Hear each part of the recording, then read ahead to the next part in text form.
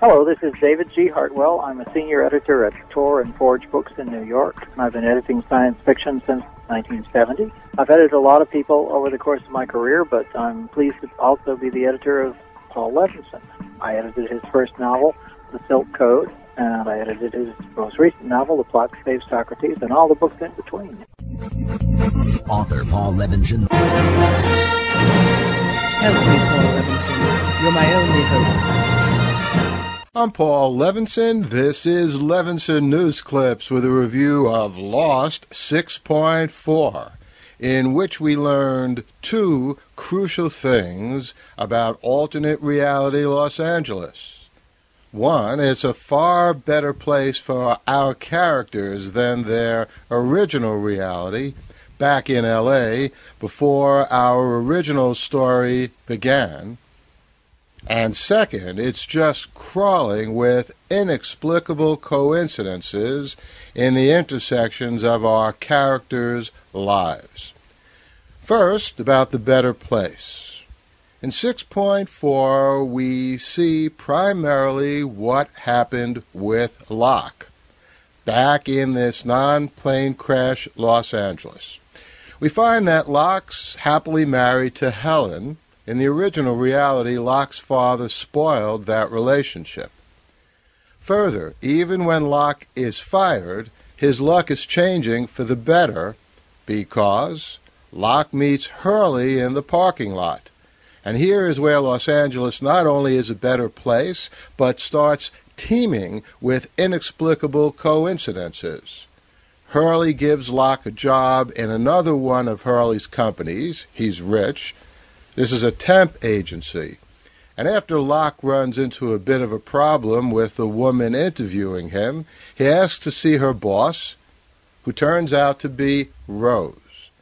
And after she places Locke in a job as a substitute teacher, Locke runs into a history teacher in the faculty lounge, Ben Linus. A much better L.A. indeed.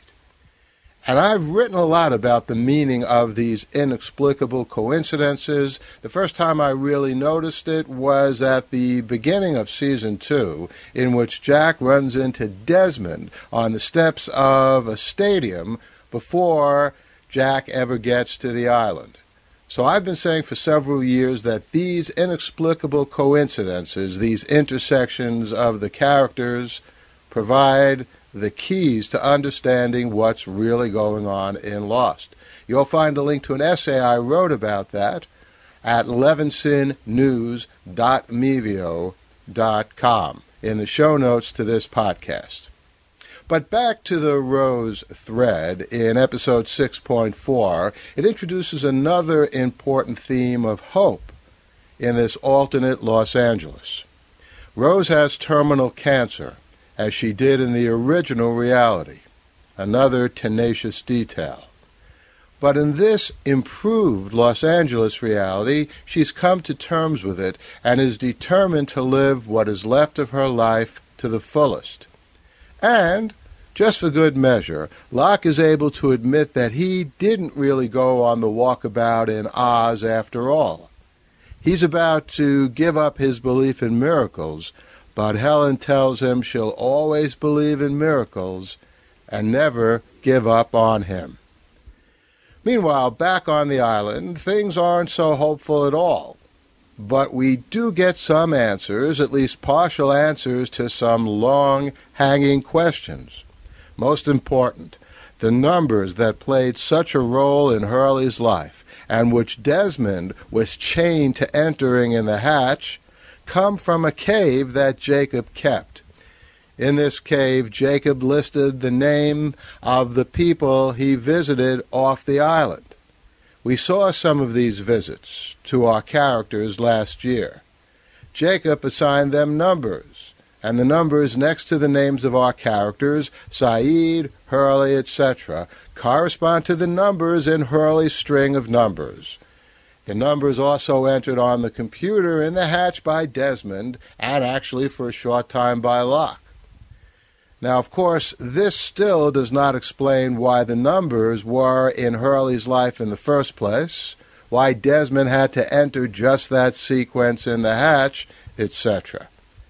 But at least Lost, in its home stretch, is finally moving to address this long, perplexing, fascinating question. Even as Lost is still raising what seems like new ones. Who was the boy who appeared to Locke Nemesis and to Sawyer too in the jungle? I'm betting it's Aaron. But how did he get so old so quickly? Time travel? But the biggest question of all is still which of the realities is the most real, the most true, the most primal, which will be standing and breathing at the series' conclusion. The L.A. reality may be too good to be true, but the island is still a little too crazy to comprehend, so I'm betting, I'm still expecting, we'll see some combination of both at the end. But well before that, in fact, next week, I'll be back here with my review of the next episode of Lost. That would be 6.5. In the meantime, I'm Paul Levinson. Enjoy. Paul Levinson Silk Code about an ancient biotech war raging on in secret for centuries. Oh, hey, I just wanted to welcome a brand new sponsor to Levinson News Clips. 236 eHarmony members get married every day in the United States as a result of eHarmony's sophisticated method of matching people. There was all kinds of scientific cross-referencing, and eHarmony.com has a special offer for listeners of Levinson News Clips. You can subscribe to eHarmony for 3 months and get 1 month totally free.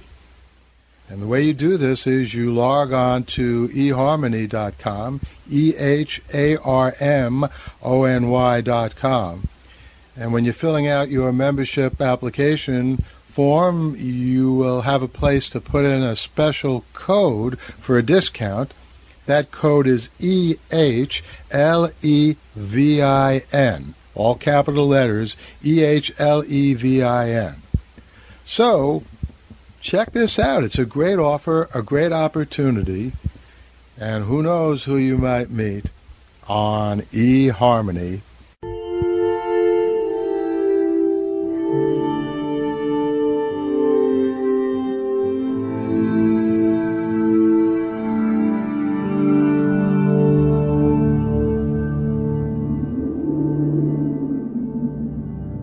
Athens, 2042 AD.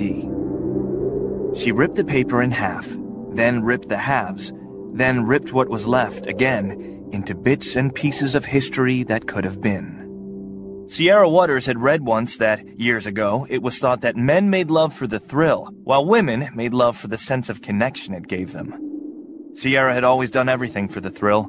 She ripped the paper in half, then ripped the halves, then ripped what was left again into bits and pieces of history that could have been.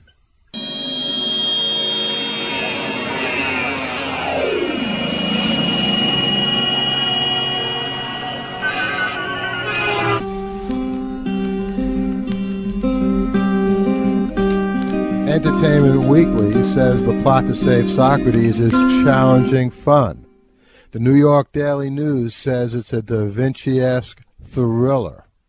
And Curled Up with a Good Book says Sierra Waters is sexy as hell.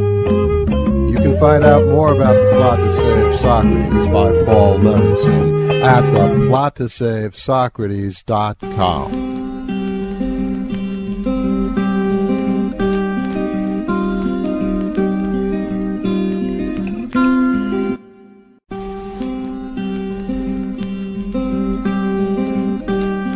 Traveled 2,500 years back in time to ancient Athens to save Socrates from certain death, and now he doesn't want to come back with me. Oi, I'm gonna plot! All this and more in Paul Levinson's The Plots to Save Socrates.